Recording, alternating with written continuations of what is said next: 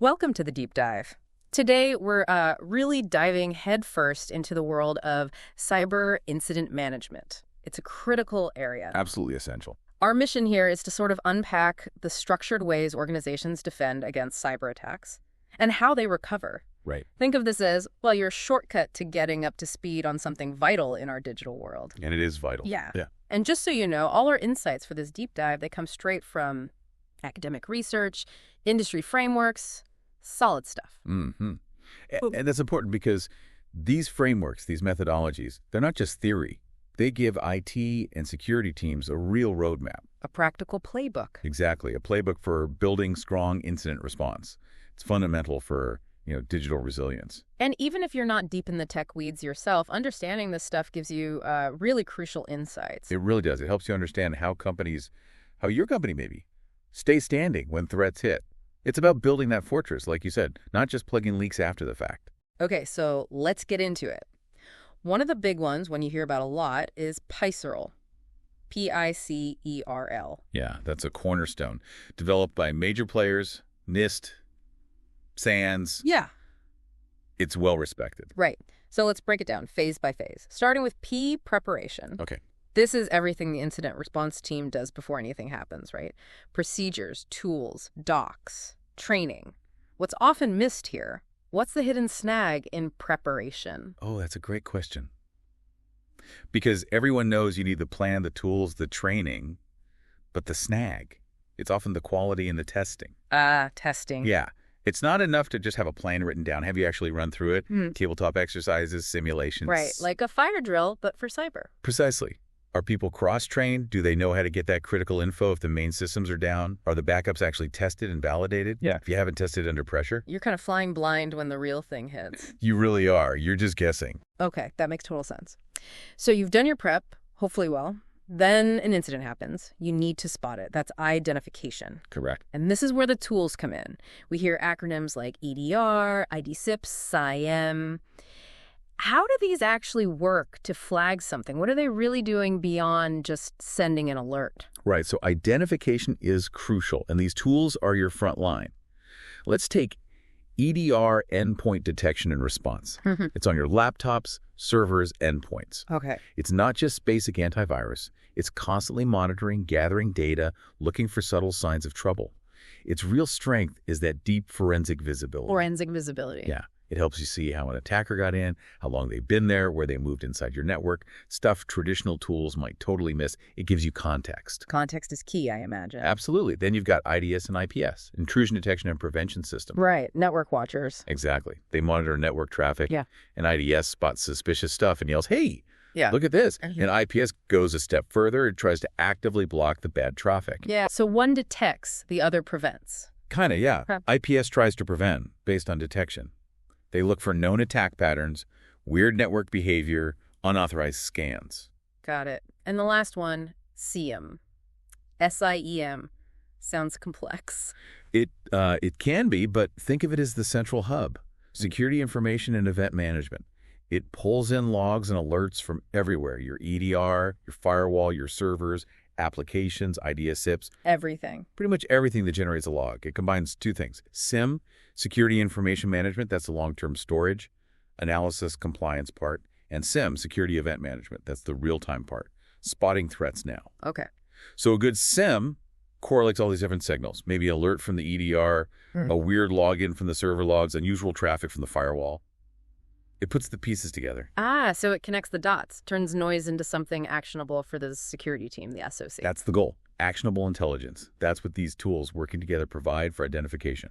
Fascinating. Okay, so your SIEM or EDR lights up. You've identified an intruder.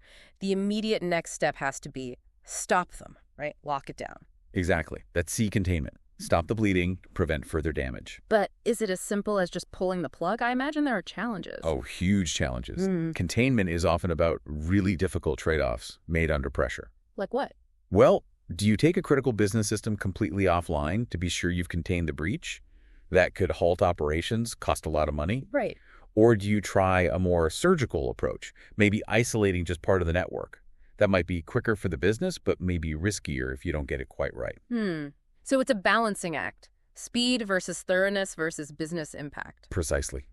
And often with incomplete information, it's tough. I bet. Okay, you've contained it. Now you need to clean up the mess. That's ELO eradication, getting rid of the attacker completely. That's right. Malware, backdoors, compromised accounts, Yeah. anything they left behind. What's the biggest danger here? Missing something? Absolutely. Incomplete removal is the pitfall. Attackers are sneaky, they hide things, they modify legitimate system files. So how do you make sure it's really clean? Two main paths, usually. Option 1, restore from a known good backup. Yeah. One that you know is clean and that you've tested. Right. That's generally the safest. Okay. Option 2, rebuild the affected system or service from scratch. More work, but sometimes necessary. And verification is key, I guess. Double checking. Critical. You have to validate that all the malicious stuff is gone before you even think about bringing things back online. Which leads us nicely to our recovery, getting things back up and running. Yep. Bringing systems back online, getting the business operational again. But it's not just flipping a switch, is it? What's the strategic angle in recovery? No, it's definitely not just flipping a switch. Recovery is about restoring trust and resilience, not just service. Ah, interesting distinction. During this phase, you ramp up monitoring. You watch very closely to make sure nothing was missed, Right. that the attackers don't reappear. You also fix the vulnerabilities that were exploited in the first place. Implement new security controls. Update your business continuity plans based on what happened. It's about getting back to normal, but stronger. Stronger than before. I like that. Okay, that brings us to the final phase of PICERL. L, lessons learned. The reflection phase. Seems obvious, you write a report, but what's the real value here? What makes this step truly actionable, not just paperwork? The real value isn't the report itself, though that's needed. It's about making a fundamental shift, moving from just reacting to proactively improving your defenses. How so? You have to ask the hard questions. What systemic issues did this incident reveal? Was it a tech failure, a process gap, a human error? Right. For example, maybe you realize a specific type of phishing email keeps getting through your filters. The actionable lesson isn't just block that sender. It might be, we need better email security tech, or we need focused phishing training for everyone. So it drives real change. It should. It's about embedding that knowledge organization-wide to prevent the next similar incident. That's the true goal of lessons learned. Okay, so PICERL gives us this clear step-by-step process. Preparation, identification, containment, eradication, recovery, lessons learned. Very structured. Very structured, yes. A solid foundation. But, cyber threats change constantly. They're dynamic, unpredictable. Is a purely linear model like PICERL always enough? That's the million-dollar question, isn't it?